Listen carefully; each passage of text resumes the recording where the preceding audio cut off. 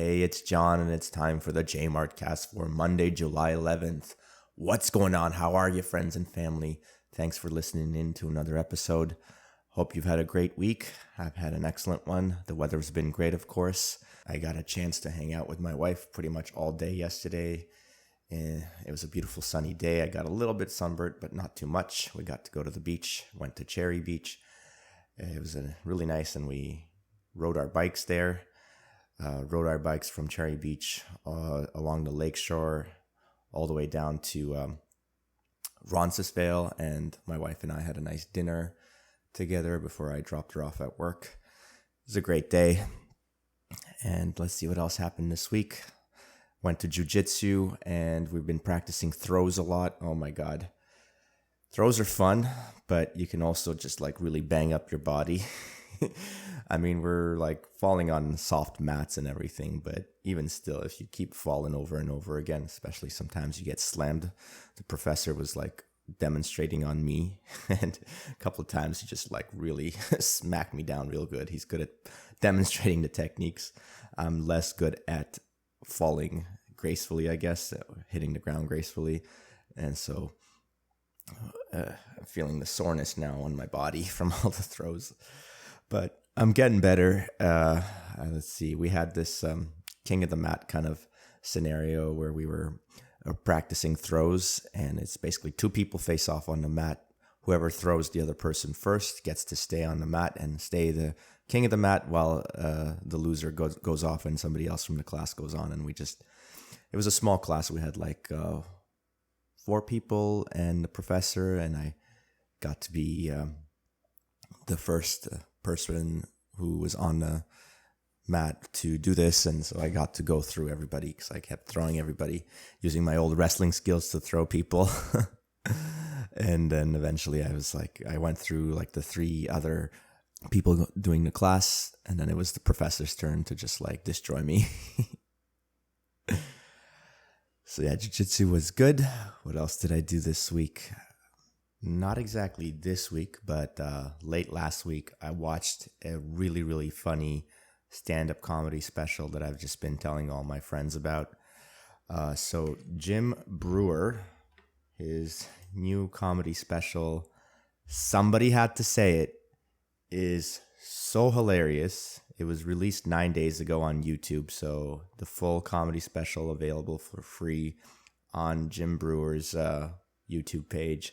Check it out. It's an hour and 6 minutes of just the best laugh out loud comedy. I've been calling it the best stand-up special in the post-pandemic era. Like almost the entire special is just making fun of the last 2 years of what's been going on and people's reactions to everything. And it's just my kind of humor. I loved it. I'm going to play a small clip from it because it's just that hilarious. And part of it is actually that his mannerisms and how he does present himself on stage. It's kind of funny. So when you just hear the voice, a lot of it is lost. A lot of the humor is lost, but it's still hilarious. So here's Jim Breuer talking about vaccines. Who wants a shot? Who wants to see a ball game? Ooh, ooh, ooh, ooh, ooh.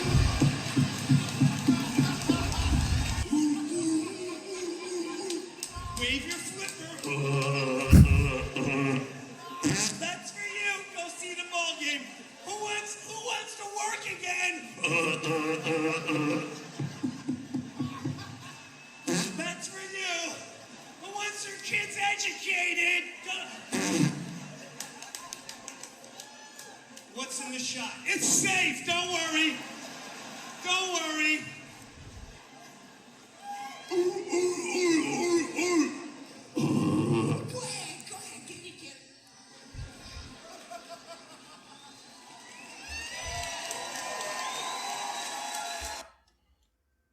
it. He's pretending to be a dumb seal there, just making that ooh sound and waving his flipper just in order to get the vaccine, so you can go see the ball game, keep your job, go get your kids educated, all that great stuff.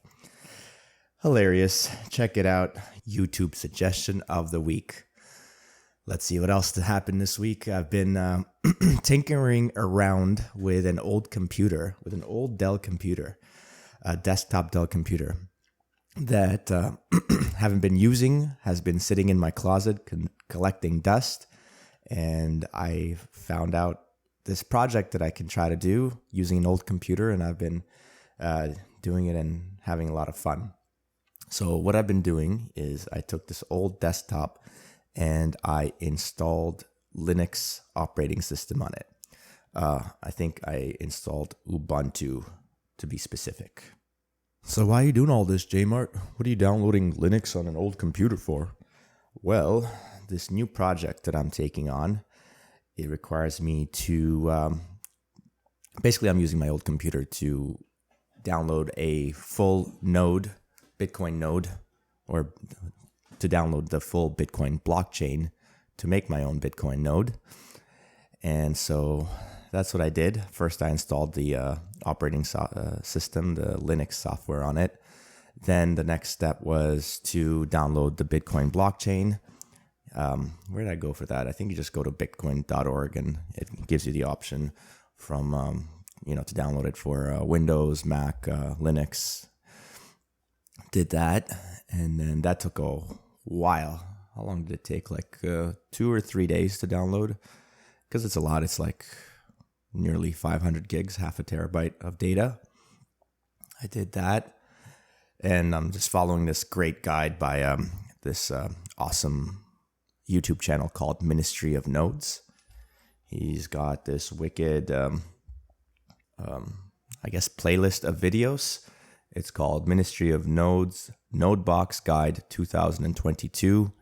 He's got 16 videos here, kind of giving you a walkthrough of exactly what to do and how to download things. And he gives you some little bit of instruction on how to do command line interface commands for Linux.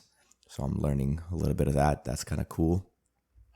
So I got my Bitcoin blockchain downloaded, then had to get this thing called a Fulcrum server, which it's hard to explain. I don't even fully understand it. But basically, when you get the Bitcoin blockchain, you get the entire history of all transactions that have ever happened in a block by block kind of organization.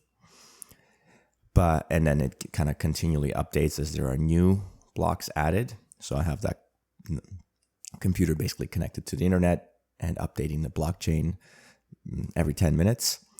And then this Fulcrum server thing, it like goes hand in hand, I guess, with the Bitcoin blockchain, because what it does, I think, is it kind of reorganizes some of the blockchain information and indexes the data based on addresses, I think.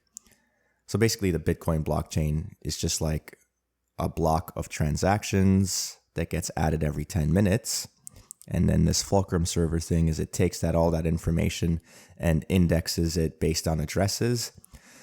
And I think basically the point of that is it just makes it a lot easier or better to connect a wallet to the node and then be able to have all your information in your wallet be easily presented to you through the Fulcrum server as opposed to the actual blockchain. I don't know if I actually said that, what I said is true, but that's how I think it it makes sense. But I got that Fulcrum server downloaded as well. That was another day and a half, or maybe even 2 full days of waiting for that to download. That was another 100 gigs. So that's another thing I had to do, is I had to add some memory or storage, both memory and storage, to this old computer. The computer had half a terabyte of memory, which was not going to be enough, so I replaced that with a full terabyte SSD storage. Which, by the way, opening up computers and like updating stuff in them, like upgrading stuff in them, is not as hard as I used to think. Like, ever since I built my own computer, I've kind of demystified what it is what a computer is and what it is to like open it up and put it together. So I was able to actually open this computer up, change the SSD drive and add a terabyte of storage. And then the RAM memory was kind of low because it's an old computer. It only had 4 gigs of RAM. So I upgraded that to I bought a 8 gig RAM and I added that. So the 8 gig plus the original 4, I have a 12 gigs of RAM on this thing. That's pretty much all it needs really to be able to run these things that I'm asking it to, because it's just like I said, the Linux or Ubuntu operating system, which is not intensive like Mac OS or Windows. Yeah. And so what else did I do? And then I'm kind of messing around with downloading some other software. There's this software called mempool.space. It's actually a website. If you type in mempool.space into your browser, you'll get to a cool little visual graphic interface of what the Bitcoin blockchain looks like. And so I downloaded that into my new Nodebox computer. And the reason to do that is because when you're visiting the website itself, mempool.space, it's a block explorer that lets you basically look at all the blocks in the blockchain and see all the transactions that people have done. You can even search wallet addresses and see how much money is in that. And so it's a cool, useful tool. But if you're just like using it through your web browser, then you're giving up some of the privacy, because if you're searching, let's say, a specific address that perhaps belongs to you, then all the intermediaries such as the internet service provider, as well as the actual people who maintain the mempool.space website, get to see that information that you're looking up. And so you're giving up a little bit of privacy, especially if you're, let's say, using the block explorer to look at one of your own transactions or one of your own wallet addresses. Then that ties your IP address and your identity to those specific queries. So by having my own Bitcoin node with all this data on it, then I'm maintaining some of the privacy. I also downloaded a Tor, which is a program that helps you, I guess, browse the internet more privately. It's supposed to block trackers. Let's see, if you go to torproject.org, it says, defend yourself against tracking and surveillance, circumvent censorship. Tor browser isolates each website you visit to third-party trackers, and ads can't follow you. Any cookies automatically clear when you're done browsing. Defend against surveillance. Prevent someone from watching your connection, from knowing what websites you visit. All anyone monitoring your browsing habits can see is that you're using Tor. Resist fingerprinting. Tor browser aims to make all users look the same, making it difficult for you to be fingerprinted based on your browser and device information. Blah, blah, blah. It's got a couple of things, a couple more things. Multi-layered encryption. Your traffic is relayed and encrypted 3 times as it passes over the Tor network. The network is comprised of thousands of volunteer-run servers known as Tor relays. With Tor browser, you are free to access sites your home network may have blocked. So yeah, it's been a fun little project, building this node box and downloading all this stuff and learning how to use Linux or Ubuntu and command line interface, all these little commands I'm starting to remember and be able to type them in myself without having to follow the guide super closely. So it's been good. It's fun. I'm halfway through all the videos. I'm almost halfway. I got 7 videos done out of the 16. So lots more to learn. Fun little project if you guys got your own old computers sitting at home collecting dust. Yeah, it's a fun thing to try. I think, let's see, the specs on my computer are the processor is an Intel i5 processor. Then, of course, you need at least a terabyte of storage.